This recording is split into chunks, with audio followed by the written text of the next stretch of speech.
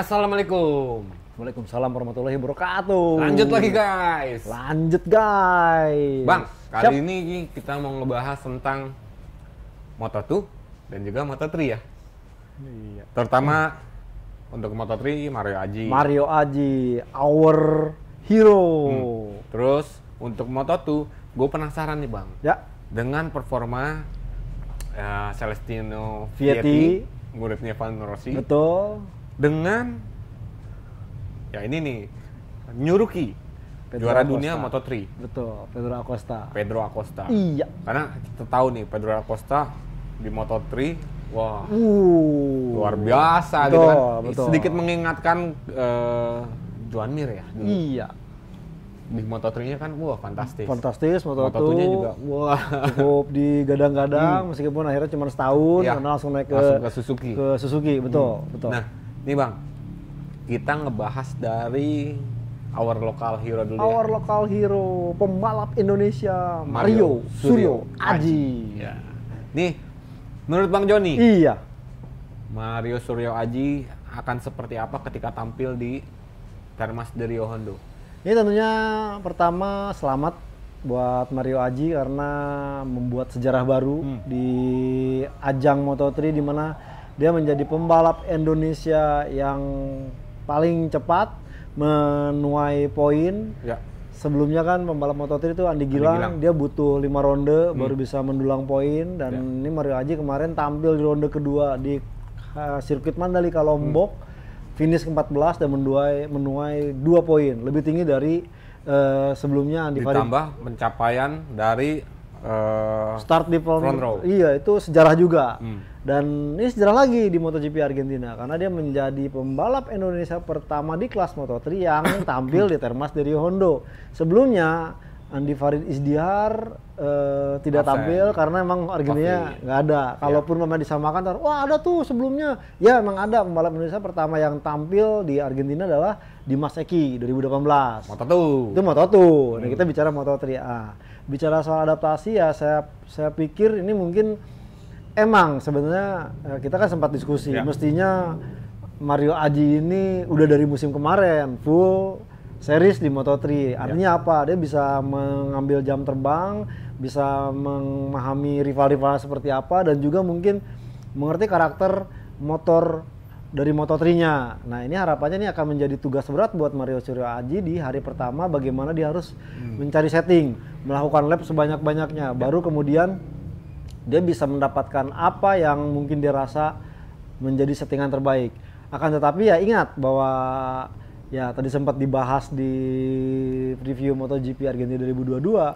Ini dari Hondo ini sedikit banyak karakternya hampir mirip dengan Mandalika. Nah kemarin Mario Suryo Aji tampil cukup bagus dan juga bisa setidaknya menjadi parameter atau referensi bagaimana dia mendapatkan set yang terbaik di balapan Moto3 ini. Ya harapannya dia ya jangan ya kalau bisa lebih bagus 10 besar ataupun podium ya paling tidak dengan dia berhasil menuai poin pun di sirkuit Argentina ini sudah hasil yang sangat baik. Artinya dia terus konsisten menuai poin baru kemudian ya ntar di ronde Eropa ya paling tidak di Portugal di mana dia sudah mengerti sirkuit Portugal seperti apa, Jerez seperti apa, dia bisa lebih mempush dirinya untuk memberikan hasil yang lebih baik dari ronde-ronde sebelumnya ini. Oke.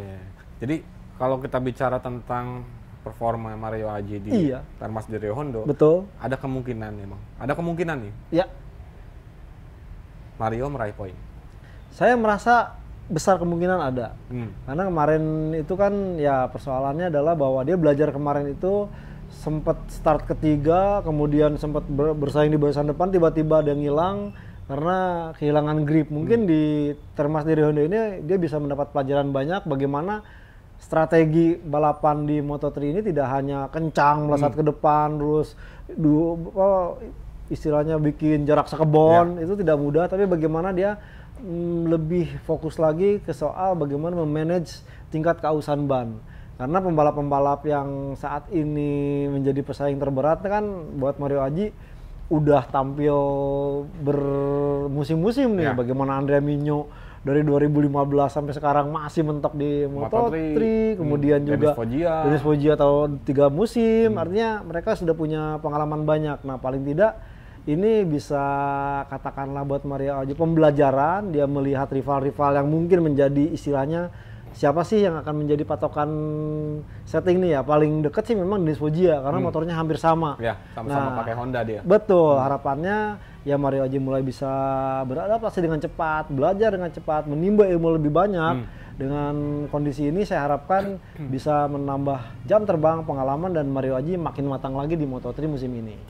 Oke, nah teman-teman kira-kira gimana tuh performanya Mario Aji? Iya. Ya kita apa ya, nasionalis ya? Iya dong, harus mendukung pembalap Indonesia.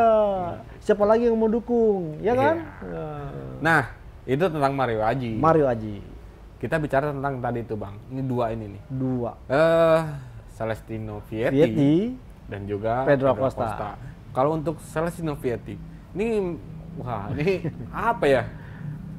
Rossi nurunin ilmu, iya, atau ya memang sudah apa ya, bisa dibilang sudah sewajarnya. Betul. Dia memiliki performa yang bagus untuk di Moto2 2022 ini. Benar, karena kalau kita melihat sejarah bahwa bagaimana Sky VR, Muni VR 46 Racing Team ini bukan dibikin baru kemarin sore. Ya. Apalagi di Moto2 nih, di Moto2 kan pernah sudah menobatkan Bagnaia di 2008 sebagai juara Moto2. Ya. Dan proses ini kemudian berlanjut, dan itu sebabnya seorang Celestino Vietti tidak berlama-lama di Moto3, langsung dinaikkan tahun lalu ke Moto2. Nah, artinya dari Celestino Vietti ini dengan istilahnya dukungan tim yang masih sama dengan tim saat menukangi Luca Marini, tentu settingan yang ada jauh lebih baik karena seorang Luca Marini mengatakan bahwa dia di awal musim agak kesulitan karena faktor cedera, baru kemudian pada musim kedua menemukan settingan dan itu bisa bersaing ke depan, sepertinya diturunkan ke Celestino Vietti. Oh, okay. Dari situ bukan ke Bezzecchi ya? Belum Bezzecchi ya? Bezzecchi kan baru naik nih. Iya.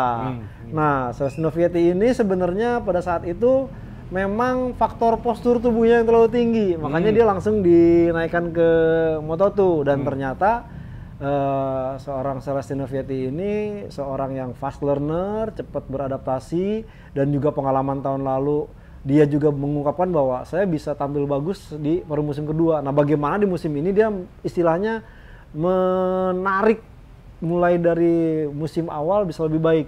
Nah, ini berhasil istilahnya digabungkan, dikombinasikan, dan hasilnya dia berhasil memimpin klasemen dengan podium pertama dan podium kedua. Ya, di Qatar dan juga di Mandalika. Di Mandalika. Artinya di Argentina ini dia akan coba untuk bisa tampil konsisten.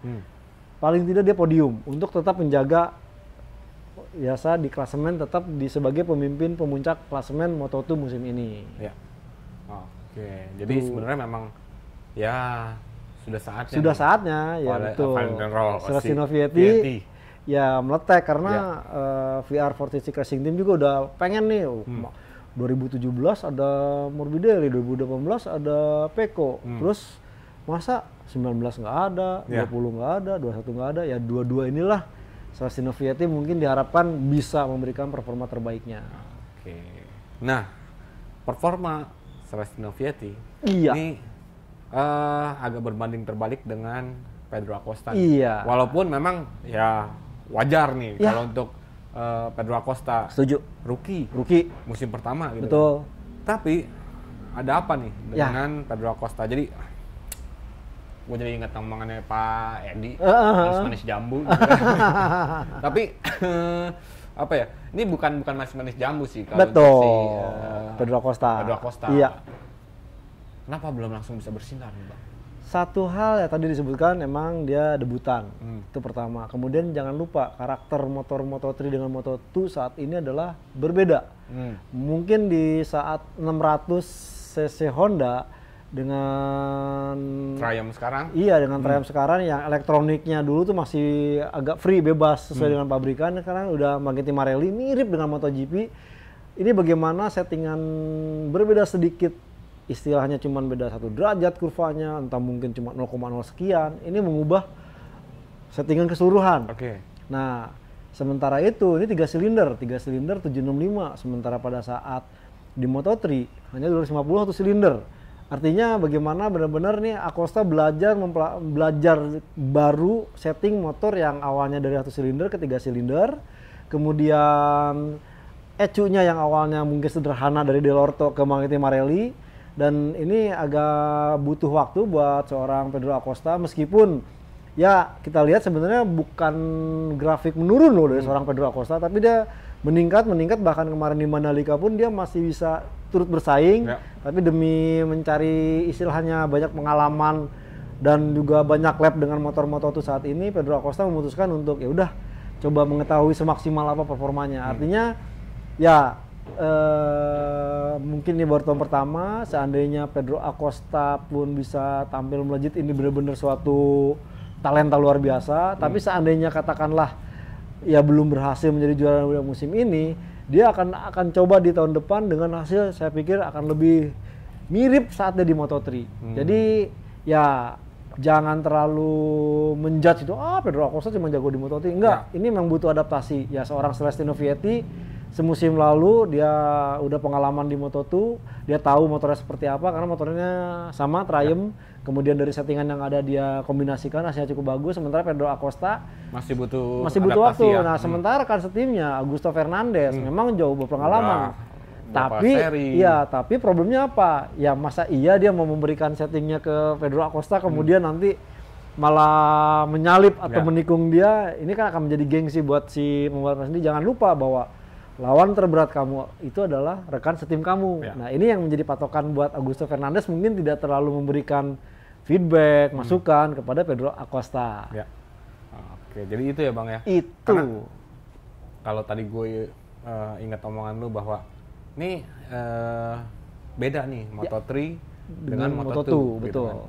Waktu tahun lalu, bukan tahun 2021 ya, tapi 2020. Betul. Ya, Red Bull Rookies kan jagoannya pembalap Pedro Acosta. Ketika dia pindah ke Moto3 masih pakai motor yang sama. motor ya 250 cc dengan kekuatan ya nggak jauh berbeda lah. Betul. Ketika dia pakai motor Moto2 ini powernya udah jauh lebih besar. Kemudian juga ergonomisasinya berbeda. Jadi memang butuh sedikit adaptasi lebih ya. Jadi tunggu Pedro Acosta, kita akan lihat nanti di ronde Eropa. Ronde Eropa notabene dia sudah begitu hafal dengan karakter sirkuitnya, mungkin kita akan bisa melihat kejutan apa yang dilakukan oleh seorang Pedro Acosta. Jadi itu ya. Betul. Oke. Itulah obrolan kita sore ini. Betul. Semoga bisa menjawab rasa penasaran saya dan juga teman-teman gitu ya. Betul. Semoga. Oke Bang. Siap. Guys, jangan lupa nih, mungkin ketika video ini muncul, udah saatnya puasa. Udah masuk bulan puasa. Bulan Ramadan. Iya. Jadi untuk teman-teman, saya dan juga mungkin Bang Joni mau mengucapkan selamat berpuasa. Dan mohon maaf nih kalau ada salah kata atau salah ucap, mohon dimaafkan.